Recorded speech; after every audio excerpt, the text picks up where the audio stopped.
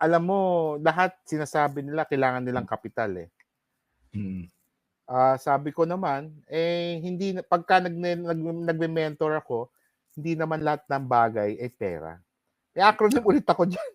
Sabi ko naman sa sa mga mentee ko, no, na sabi ko, tingnan mo lang yung INSPIRE. Yan ang aking acronym. Yeah. Sabi ko, INSPIRE. Sabi ko, ano yung I?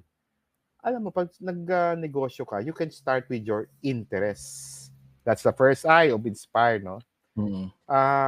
Di ba? We know the longest noontime show in the Philippines, Itbulaga. Itbulaga. And it all started with their interest to make people laugh. Interest is to make, you can be a blogger and you can make fun out of yourself, but you're earning money already, just, making fun of yourself.